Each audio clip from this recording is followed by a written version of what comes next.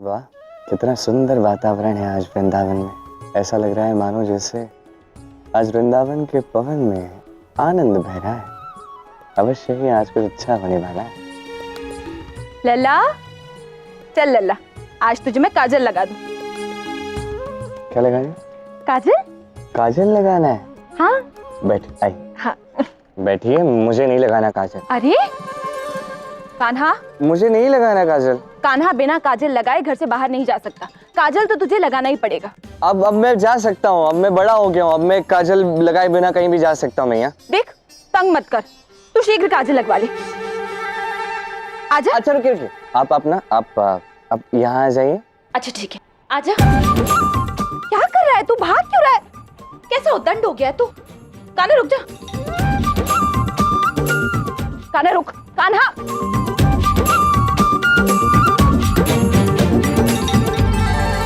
मुझसे तू बच के नहीं भाग सकता। मैं बालपन में भी तुझे पकड़ लेती थी, आज भी पकड़ सकती हूँ। चल अब मुझसे काजल लगवा ले, मेरे कान्हा को किसी की कुदृष्टि ना लगे। मैं यही तो समझा रहा हूँ आपका बालपन से मैया। अब सदैव मुझे पकड़ के अब काजल लगा देती है। किंतु देखो, मैं बड़ा हो गया, मैं मथुरा गया, तत्पश्चात मैं द्वारका गया, मुझे वहां पे तो किसी की कुदृष्टि नहीं लगी। अच्छा, बात तो तू सही कह रहा है कान्हा। वहां तो तुझे किसी की कुदृष्टि नहीं लगी, तो क्या मेरा इतने वर्ष काजल लगाना व्यर्थ था? मेरा तुझे काजल लगाने का कोई मोल नहीं। कोई मोल नहीं? क्यों? क्योंकि जो अनमोल है उसका कोई मोल नहीं होता। मैया का मन रखने के लिए ऐसा सत्य मत बोल। नहीं, तू सही कह रहा है, मथुरा में और द्वारका में तुझे किसी की कुदृष्टि नहीं लगी। फिर इस काजल का क्या अर्थ? क्यों किसी की कुदृष्टि नहीं लगी, अब सोचिए ना। क्योंकि मैं प्रतिदिन स्वयं को काजल लगाता था, या कभी कभी राधा काजल लगा देती थी। किंतु बालपन से प्रतिदिन स्वयं को काजल लगाने का यह अभ्यास मैया से ही तो मैं सीखा हूं। एक सत्य बताऊं, जब से वृंदावन छोड़ा है ना, कोई भी मैया की भांति मुझे प्रेम से काजल नहीं लगा पाया। अच्छा, माखन लगा रहे हो मैया को, सब समझ रही हूँ। धत, कुछ भी मत बोल। ऐसा कैसे संभव है? काजल लगाना कोई कला थोड़ी ना है, कोई भी लगा सकता है। कोई भी काजल लगा सकता है, किंतु उसके काजल लगाने में ममता भी तो नहीं होती।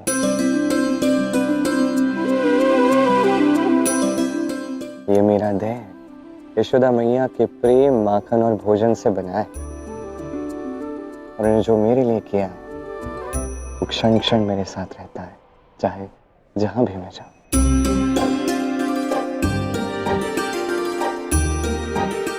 तेरी ये बात सुनकर बहुत अच्छा लगा मुझे, मन को शांति मिल गई। चल यहाँ आ और अपनी मैया से काजल लगवा।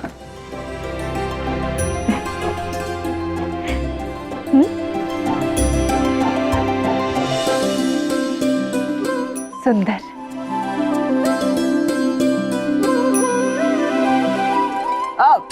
क्या हुआ कान्हा, चोट लगी तुझे? नहीं, ऐसे उपहास कर रहा था आपके साथ। क्या कान्हा, तू आज भी उतना ही नटखट है जितना कि बालपन में था। अब कैसा लग रहा है? बिल्कुल अच्छा नहीं लग रहा है मैया। बात बात पे कान मत पकड़िए, पीड़ा होती है। अब नहीं मैया, छोड़िएगा मत। ये ना पुनः आपको चल रहा है, आपकी प्रशंसा के पुल बांध रहा है ताकि आप क्रोधित ना हो और आपसे सेवा करवा सके। अच्छा, एक क्या कहना था तुम्हारा कि मैं असत्य कह रहा? कि संसार में मैया से अधिक सुंदर प्रकार से कोई मुझे काजल लगा सकता है, ऐसा तुम्हें लगता है? मैं लगा सकती हूँ। हाँ, राधा अवश्य लगा सकती है। मैं नहीं मानता। अच्छा, चुनौती दे रहे हो मुझे? अभी लगा के बता। नहीं, आज इसकी आवश्यकता ही नहीं है। आज तो मैया ने काजल लगा दिया, तुम फिर कभी लगाना। कान्हा, तू राधा को सता रहा है? अभी रुक। अरे मैया। राधा, अब तू काजल लगा। क्या कर दिया आपने? आपने इतना अच्छे से काजल लगाया था, अब राधा ने काजल लगाया तो पता नहीं कैसे दिखूंगा मैं। अच्छा, संदेह कर रहे हो मुझ पे? काजल तो मैं लगाऊंगी, पर ऐसे नहीं। पहले ये बताओ, यदि मैंने यशोदा मैया जैसा सुंदर काजल लगाया तो तुम मुझे क्या दोगे? एक तो मुझे काजल लगाना है नहीं, फिर आपने मुझे काजल लगाया, फिर वो भी मुझे काजल लगा रही है, फिर ये ठीक कान्हा? ठीक है ठीक। सोचता इतना क्या सोच रहे हो? नहीं, सोच रहा था, सोच लिया मैं। एक संपूर्ण संध्या काल यही दूंगा तुम्हें। अरे वाह, देखो एक कितना सुंदर वातावरण है। ऐसे में समस्त संध्या काल तुम्हारे साथ व्यतीत करूंगा, तुम्हें वृंदावन की सैर पर लेके जाऊंगा अपने साथ। ठीक है।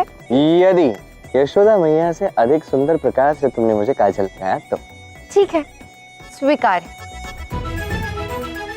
चल राधा, ले काजल लगा।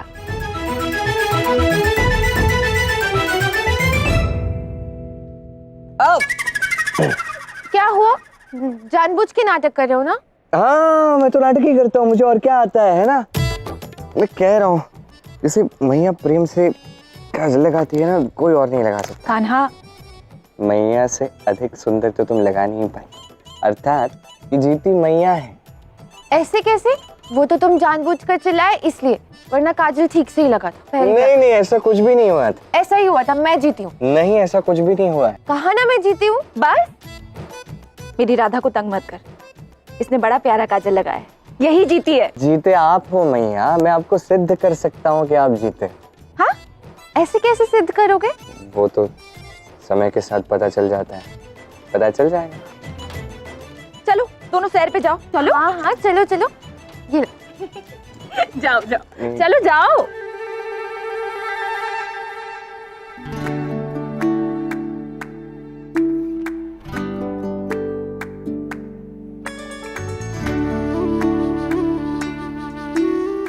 कृष्ण, कितना सुखद वातावरण है ना, सैर करने में बहुत आनंद आएगा।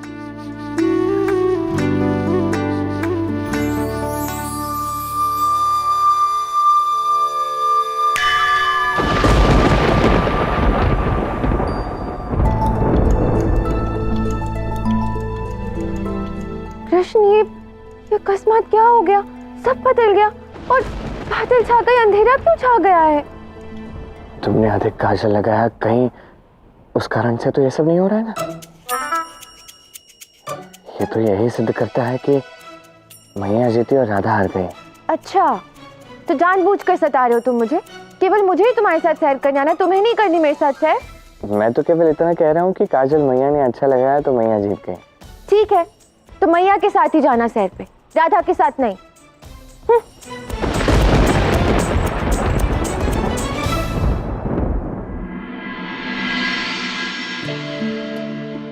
कौन है आप लोग? हम सब कृष्ण की गोपियां हैं, वृंदावन से आए हैं। आप द्वारिकाधीश की गोपियां हैं? जी। आपके विषय में तो हमने अनेक कथाएं सुनी हैं। आप सभी का द्वारिका में स्वागत है। धन्यवाद। पर श्री कृष्ण तो यहाँ है ही नहीं। हाँ हाँ, ज्ञात है। हम तो बलराम दाऊ के साथ समय व्यतीत करने आए हैं। सुनकर आपको दुख होगा, बलराम दाऊ भी यहाँ नहीं है। सुना है वो संदीपनी ऋषि के आश्रम में है। क्या आप सत्य कह रहे हैं? श्री कृष्ण की गोपियों से भला हम असत्य क्यों कहेंगे? राधा ने कहीं हमारे साथ छल तो नहीं किया? उसने कहा था अवश्य बलराम दाऊ यहीं होंगे, किंतु वो तो यहाँ है ही नहीं, वो तो आश्रम में है, जैसा कि कृष्ण ने कहा था। हमें ना आश्रम में ही जाकर देखना चाहिए। यदि बलराम दाऊ वहाँ हुए तो ये सिद्ध हो जाएगा कि राधा ने हमसे असत्य कहा है, और यदि बलराम दाऊ वहाँ भी नहीं हुए ना, तो ये सिद्ध हो जाएगा कि राधा और कृष्ण दोनों हमारे साथ छल किए हैं। हाँ हाँ, हमें आश्रम में ही जाना चाहिए।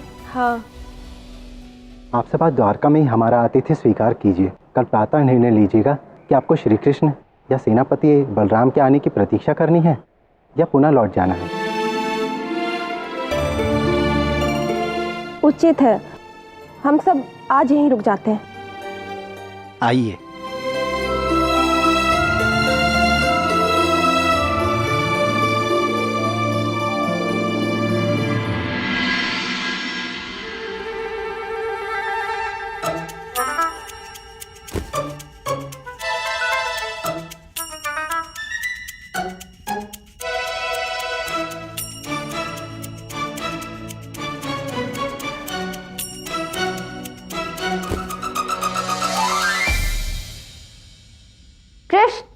आओ अभी।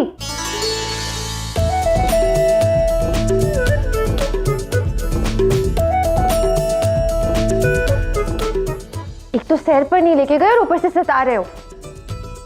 नहीं नहीं, सता नहीं रहा हूँ, ये तो सैर की ही एक झलक है।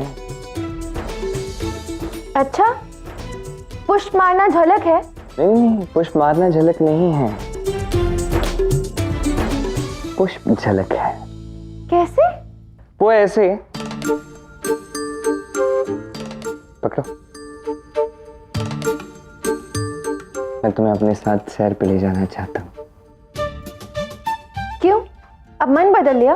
प्रातः तो कह रहे थे कि राधा के संग वृंदावन सैर में तुम्हें कोई रस नहीं है। ऐसा मैंने कब कहा? ऐसा तुम्हें लगा, किंतु तुम्हें उचित ही लगा, यही सत्य है कि मुझे वृंदावन में सैर करने में कोई रुचि नहीं है। तो क्यों आए हो यहाँ, और क्रोध दिलाने? नहीं, सैर पे ले जाने, किंतु वृंदावन से दूर। वृंदावन से दूर एक अत्यंत श्रेष्ठ वन है जिसका नाम है मुकुंद वन, जहां पे कई सारे पुष्प है, रंग बिरंगी, सुंदर, आकर्षक, अत्यंत सुगंधी। ओह, और मैं सोच रहा हूं कि मैं अपने साथ राधा को वहीं ले जाऊं सैर के लिए।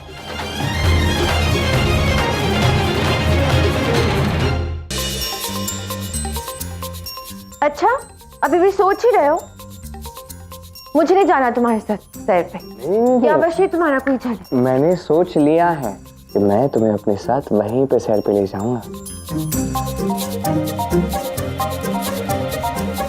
सत्य में?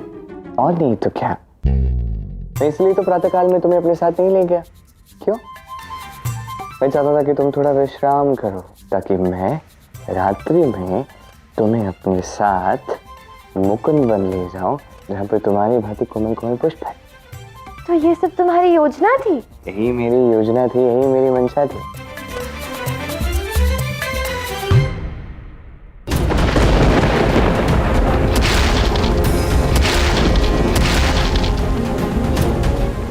ये इतना विशाल वानर द्वारका की ओर ही बढ़ा चला आ रहा है। कहाँ है कृष्ण? सामने आओ, दैव से युद्ध करो।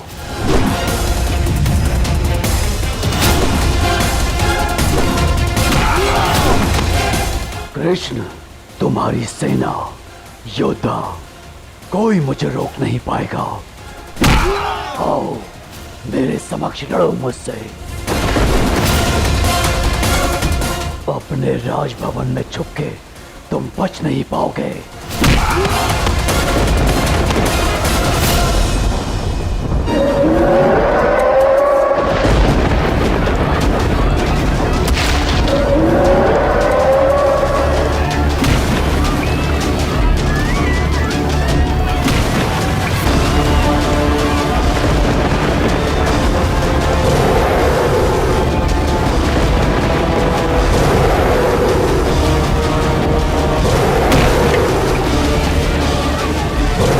कृष्ण, लगता है तुम बाहर नहीं आओगे, द्वारिका के साथ डूब जाओगे।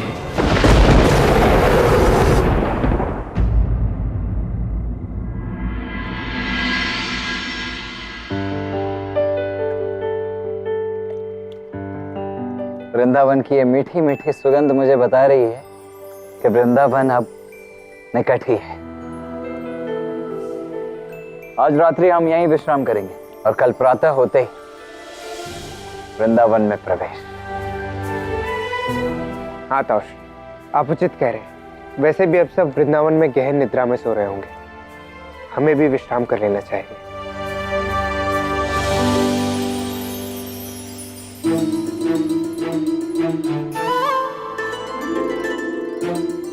कृष्ण कब से चल रहे हैं? कहाँ है मुकुंदवन? मुकुंदवन तो यही था। यही था अर्थात पुष्प कहाँ है? पुष्प तो यही होंगे ना, कहीं पे यही होने चाहिए। होंगे, ढूंढने पड़ेंगे, पर दिख तो है नहीं रहे, दिख नहीं रहे। होंगे तो दिखेंगे ना कृष्ण। कहाँ ले आए हो मुझे? और मुझे तो अवश्य ही लग रहा है कि तुम इस बार भी छल कर रहे हो। तुम्हें कब नहीं लगता कि मैं तुम्हें छल रहा हूँ? तुम्हें तो सदैव यही लगता है कि मैं तुम्हें छल रहा हूँ, है ना? ऐसा भी तो हो सकता है कि हम कहीं मार्ग भटक गए हैं, हम किसी पूछ लेंगे, कोई मार्ग बता देगा, हम मुकुंद वन पहुंच जाएंगे। किंतु इतनी रात्रि में किससे पूछेंगे? कौन इस प्रकार रातों को वनों में भटकता है? जिस प्रकार हम इन वनों में है ना, कोई और भी इन वनों में अवश्य होगा। भागो भागो, कहीं वो वानर यहाँ हमारे गांव की ओर ना आ जाए। सुने सुने, जैसे हम इस वन में हैं वैसे ही यहीं कहीं इस वन में कोई और भी है। किंतु इस प्रकार भयभीत होकर क्यों चिल्ला रहे हैं वो? तो मुकुंद वन के साथ पूछ लेते हैं, चलो। अरे अरे मित्रों मित्रों, रुको रुको, मैं क्या पूछ रहा था कि मुकुंद वन कहाँ है? वही मुकुंद वन जहाँ पे सुंदर सुंदर पुष्प खिलते हैं, हमें जाके पुष्पों का आनंद उठाना है, बताओ ना। तुम्हें पुष्प देखने जाना है? हाँ, हमें पुष्प देखने जाना है। तुम्हें ज्ञात भी है, एक विशाल वानर दानव ने पृथ्वी पे विध्वंस मचा रखा है। उसने द्वारका पे आक्रमण कर दिया है। क्या द्वारका पर आक्रमण हुआ है? ऐसा कौन सा असुर है या वानर है, क्या है ये द्वारका पर आक्रमण करने का साहस इसमें कहाँ से आ रहा है? कोई महाशक्तिशाली ही होगा, इसलिए हम अपने प्राण बचाकर भाग रहे हैं। आप लोग भी भागिए। चलो भागते। कृष्ण रुको। कृष्ण, मुझसे एक भूल हो गई है। क्या भूल हुई है तुमसे? वो मुझे तुम्हारी बात पर विश्वास नहीं था, इसलिए मैंने गोपियों को द्वारका भेज दिया। वो ऋषि सांदीपनि के आश्रम जा रही थी दाऊ के पास। क्या तुमने ऐसा किया? क्यों? क्योंकि तुम्हें मुझ पर विश्वास नहीं था? राधा, तुमने ऐसा कैसे? राधा, ठीक है, कोई बात नहीं। देखो, चिंता का विषय तो है, किंतु यदि भूलवश ये सब हुआ है तो कोई बात नहीं, सब ठीक हो जाएगा। मैंने दाऊ को वैसे भी पत्र भेजा था कि गोपियां उनकी ओर आ रही हैं। यदि गोपियां अब तक वहां नहीं पहुंचती हैं तो दाऊ समझ जाएंगे कि कोई ना कोई समस्या है, और फिर वो मार निकालेंगे, कोई ना कोई हल अवश्य निकालेंगे। दाऊ तो जानते हैं कि शक्तिशाली को शक्तिहीन कैसे करना है, तो चिंता मत करो।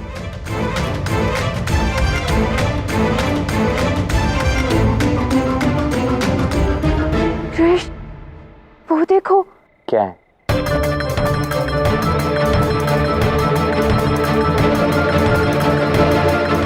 दाऊ यहाँ है।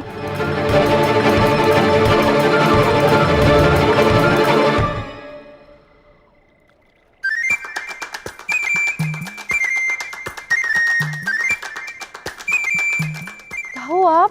राधा, कान्हा, तुम दोनों रात्रि के इस प्रहर में वृंदावन के बाहर यहाँ क्या कर रहे हो?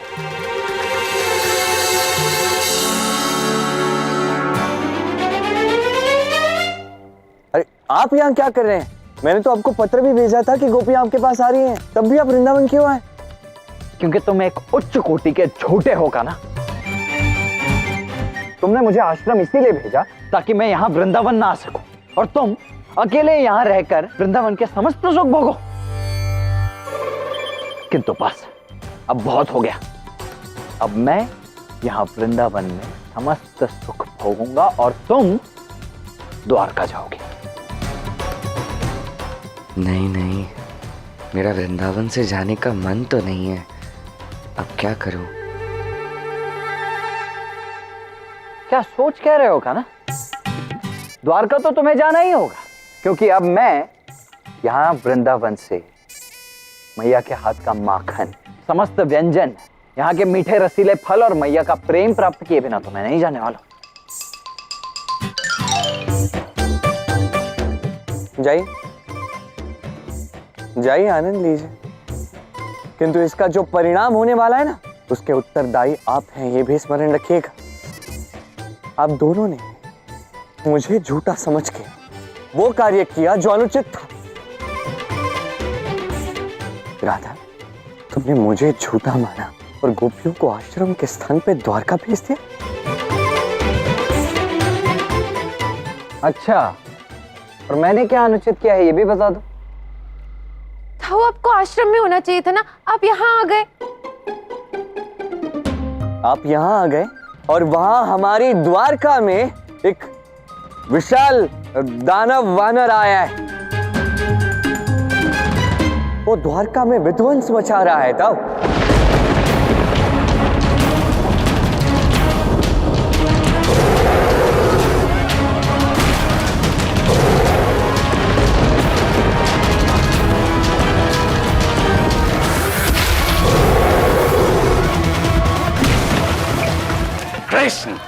लगता है तुम बाहर नहीं आओगे, द्वारका के साथ डूब जाओगे। आप यहाँ आ गए और वहां हमारी द्वारका में एक विशाल दानव वानर आया है। वो द्वारका में विध्वंस मचा रहा है। तब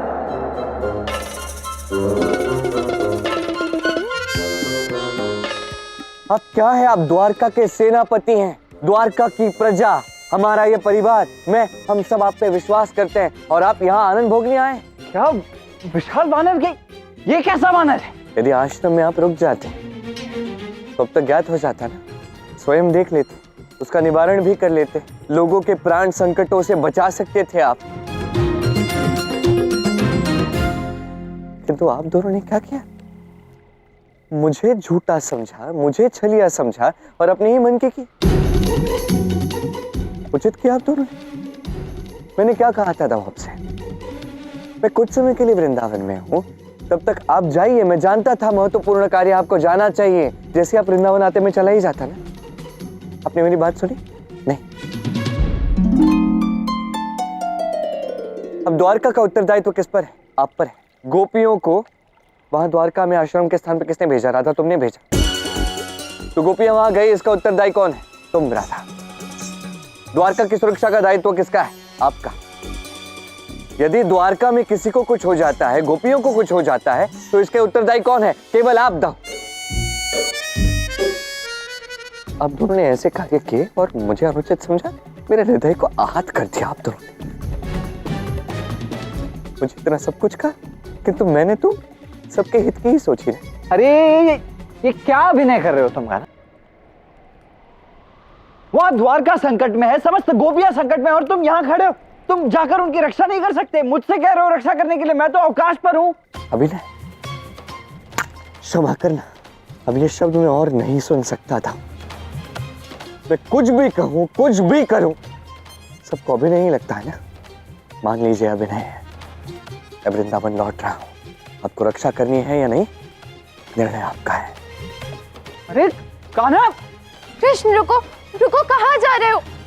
कृष्ण!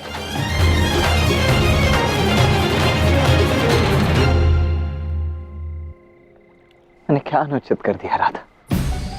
मात्र इतना ही तो चाहना कि यहाँ वृंदावन में अपनी मैया की गोद में तनिक विश्राम कर, यहाँ कुछ भोजन व्यंजन कर, तनिक पुरानी स्मृतियों को पुनः जीवित कर लूंगा बस।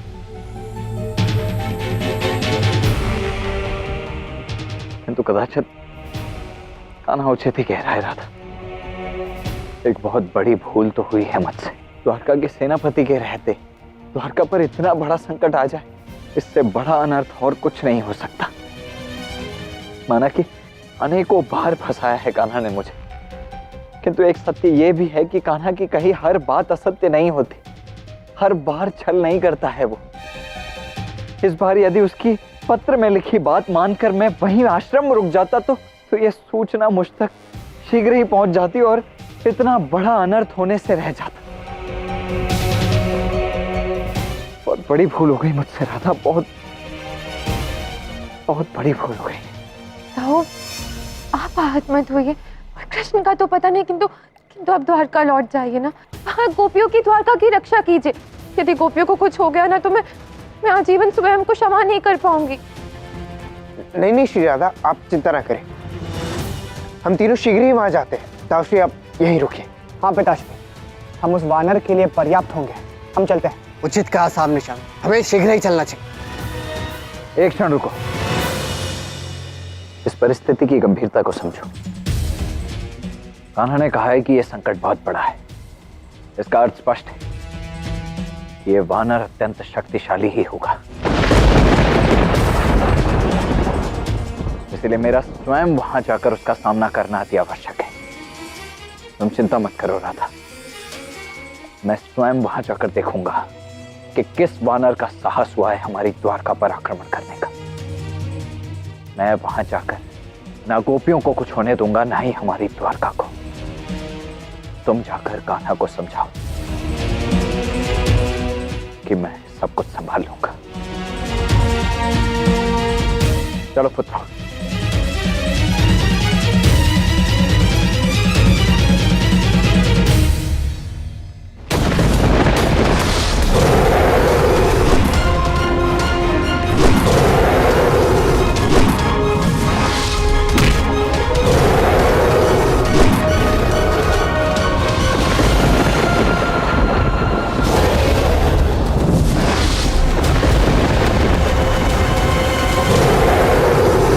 अरे वाह, दाऊ द्वारका चले गए, अति उत्तम। यदि दाऊ हट करते वृंदावन में रहने का तो मुझे तो जाना ही पड़ता। चलो जो हुआ सो अच्छा हुआ।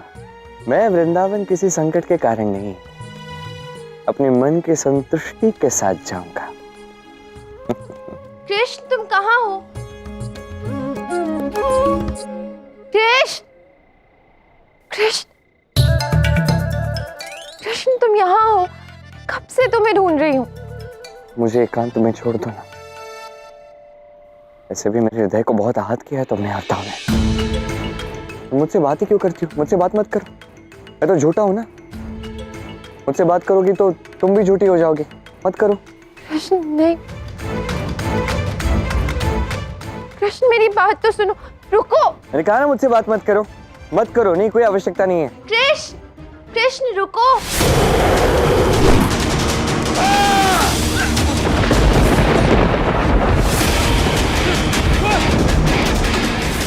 बोल, कहाँ है कृष्ण? क्यों नहीं आ रहा? अरे कृष्ण यहाँ है ही नहीं। असत्य कहोगे तो प्राण गंवाओगे।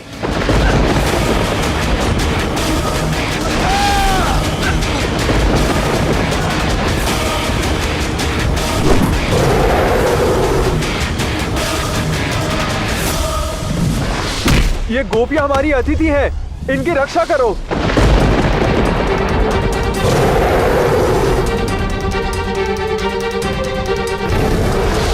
ये वानर कौन है?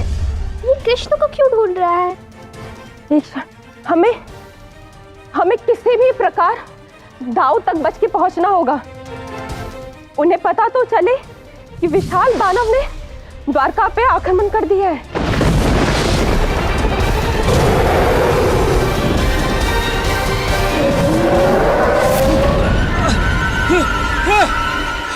बताओ, कौन है वो कन्याएं? क्यों उसकी रक्षा कर रहे थे? क्योंकि वो श्री कृष्ण जी की गोपियां हैं। गोपियां? इनके कारण ही तो मेरे मित्र नरकासुर का अंत किया था कृष्ण ने। यदि कृष्ण को ये गोपियां इतनी प्रिय हैं, तो जो नरकासुर ने किया था वही मैं करूंगा। मैं इन गोपियों का हरण कर लूंगा, तब वो कृष्ण स्वयं मेरे समक्ष प्रस्तुत होगा और मैं उसका अंत करूंगा।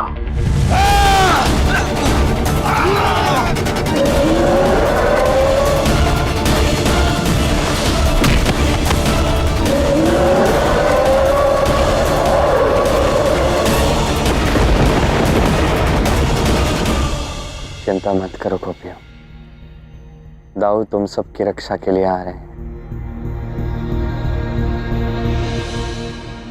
कृष्ण मुझे क्षमा कर दो, मुझसे भूल हुई है। मुझे गोपियों को द्वारका नहीं भेजना चाहिए था, मुझे तुम पर विश्वास करना चाहिए था। कितना समय हो गया है, अब तक द्वारका से कोई खबर नहीं आई है। देखो ये हट छोड़ दो और मेरे साथ द्वारका चलो। हम वृंदावन छोड़ के द्वारका जाएंगे। वृंदावन छोड़कर द्वारका चलते हैं। कृष्ण गोपियों की रक्षा हमारा धर्म है, ये हमारी आवश्यकता है। मैंने दाऊ को इसलिए भेजा है राधा। हाँ कृष्ण, किंतु गोपियों का क्या? और दाऊ यदि उस विशाल दानव को परास्त नहीं कर पाए तो? कृष्ण पर विश्वास करो, दाऊ सब संभालेंगे और गोपियां सुरक्षित रहेंगी राधा। मुझे तुम पर विश्वास है कृष्ण, बस राधा का मान रख लेना, गोपियों की रक्षा करना।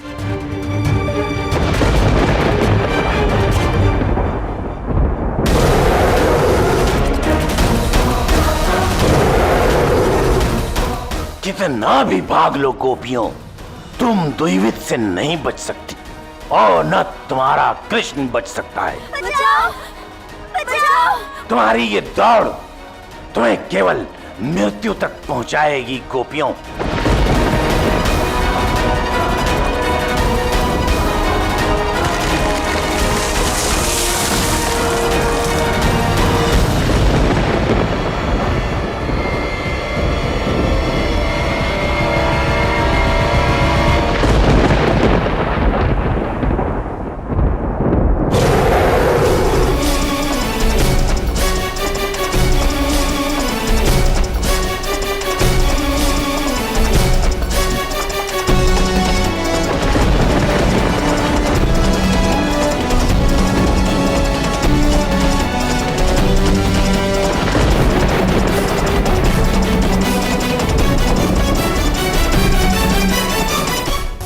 वानर दानव, गोपियों के अंत के विषय में सोचकर तूने अपने अंत को न्योता दिया है।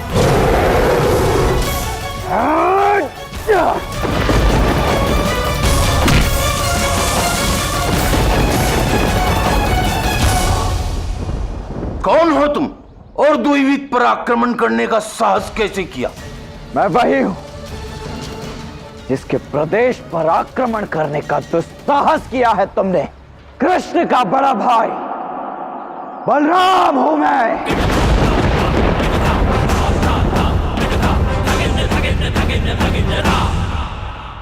मूर्ख वानर दानव, आज महादेव के अंश शाम के प्रहारों से तेरी रक्षा कोई भी नहीं कर सकता है। आज मेरे अस्त्र भी तेरा रक्त चखेंगे। ये कृष्ण पुत्र प्रद्युम्न का वचन है। मैं बलराम पुत्र निषाद आज तुझे मेरा बल दिखाऊंगा।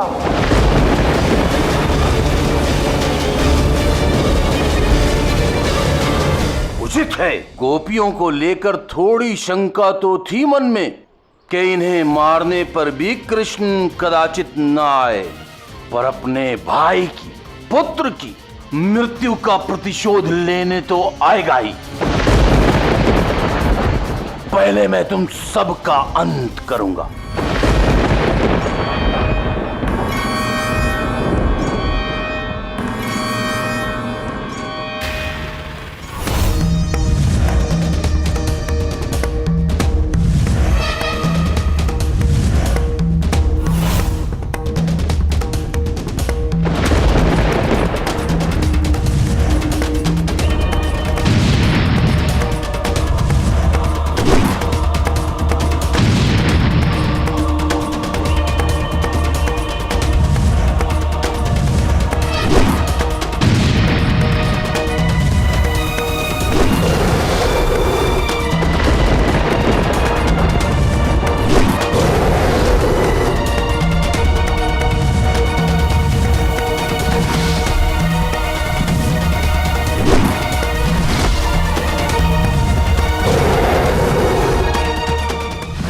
दिशाओं से आक्रमण कर रहे हो, एक सेना की भांति लड़ रहे हो, तो मैं भी अपनी सेना के साथ ही लड़ूंगा। मैं पुनः आऊंगा गोपियों और तुम्हारा हरण करूंगा।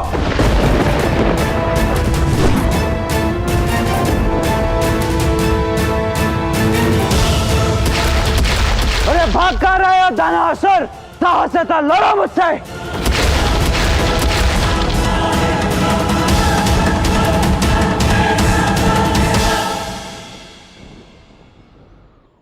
दाऊ, सुरक्षित हो तुम सब? आज यदि आप नहीं होते तो हम सब जीवित नहीं होते। धन्यवाद दाऊ, आपने हम सबकी रक्षा की। कैसा धन्यवाद गोपियों, तुम सभी हमारे वृंदावन की गोपियां हो। माना कि कान्हा से तुम्हारा एक अटूट नाता है, किंतु मैं कान्हा का दाऊ हूं और इसी नाते से तुम सभी का भी दाऊ। तो तुम्हारा दाऊ होने के नाते तुम सभी की रक्षा करना तो मेरा कर्तव्य हुआ ना। पर दाऊ, वो वानर दानव अपनी सेना लेने गया है। उसकी समस्त सेना के साथ आप कैसे युद्ध करेंगे? इस समय मुझे द्वारका की और तुम सभी गोपियों की रक्षा करनी है, इसीलिए हम सब एक ही स्थान पर रहेंगे ताकि मैं सभी की रक्षा एक साथ कर पाऊं। तुम सब मेरे साथ द्वारका चलोगे।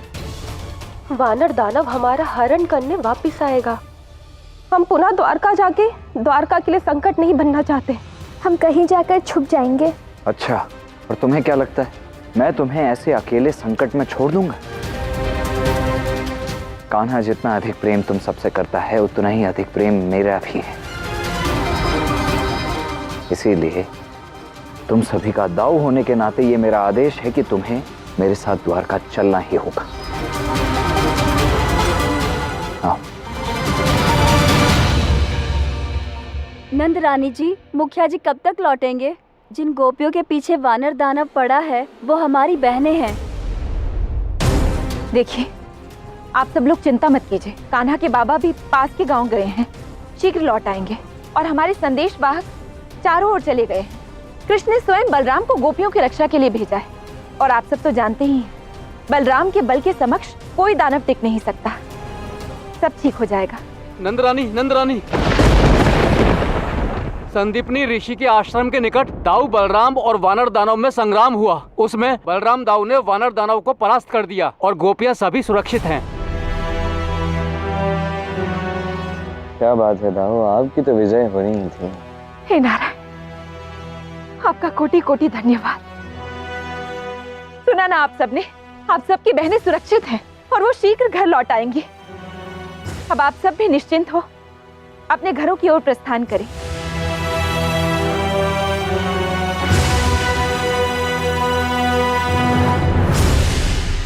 बलराम ने गोपियों की रक्षा करके अपनी मैया की चिंता हर ली। मेरा प्यारा बल। कान्हा, लल्ला तू विश्राम कर ले, तब तक मैं बलराम की लंबी आयु के लिए प्रार्थना कर लेती हूँ।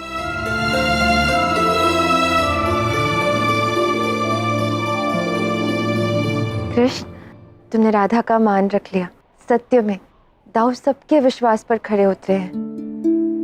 उस विशाल वानर दानव को परास्त करके इस संकट से सबको मुक्त कर दिया है उन्होंने। और दाऊ तो अभी शीघ्र ही द्वारका जाकर द्वारका को भी सुरक्षित करेंगे राधा। अच्छा हुआ दाऊ ने मेरी बात मान ली, अन्यथा मैं तो उनसे दुखी ही रहता। अब जैसे कि मेरे प्राण मेरे शरीर में पुनः लौट आए हैं, मैं वृंदावन के बाहर मुकुंद वन में तुम्हारे संग सैर करने के लिए सज्ज हूँ। अभी क्या करेंगे मुकुंद वन जाके? मुझे तो लगता है कि पुष्प सभी मुरझा गए होंगे। तो मैं तुम्हें सैर पे ले जाती हूँ। तो मुझे सैर पे ले जाओगे? ठीक है, किंतु कहाँ? एक ऐसे स्थान पर जो आधा राधा का है और आधा कृष्ण का। ऐसा कौन सा स्थान? तुम आओ तो दिखाओ।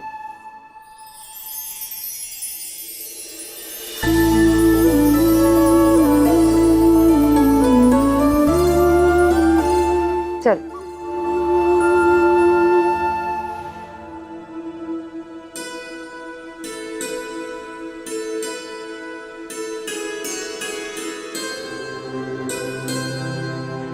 तो तुम मुझे यहाँ यमुना तट पर लाई हो? हाँ कृष्ण, यही वो स्थान है जहाँ पर हमने अधिकतर समय व्यतीत किया है। कितनी मटकियाँ भरी हैं मैंने। और मैंने वो मटकियाँ तोड़ी हैं। यही वो स्थान है जहाँ मैंने बैठ के बांसुरी बजाई है, जो मैंने सुनी है। इसलिए ये तट एक महत्वपूर्ण स्थान रखता है हमारी प्रेम कहानी में। मैंने तुम्हारे राजा को बंदी बना लिया है। अब मैं ही इस राज्य का राजा हूं। इसी क्षण से तुम सब मेरी सेना हो, द्विविद की सेना। महाराज द्विविद की, महाराज द्विविद की, महाराज द्विविद की। तुम्हें मेरे लिए दो कार्य करने हैं। पहला ये पता लगाओ कि कृष्ण है कहां पर। कोई कहता है वो द्वारिका में है, कोई वृंदावन में, कोई आश्रम में, पर मैंने कृष्ण को कभी नहीं देखा। इसलिए आधी सेना केवल कृष्ण को खोजने का कार्य करेगी और आधी सेना मेरे साथ द्वारका आएगी। हम द्वारका पर आक्रमण करेंगे, कृष्ण के परिवार का अंत कर गोपियों का हरण करेंगे।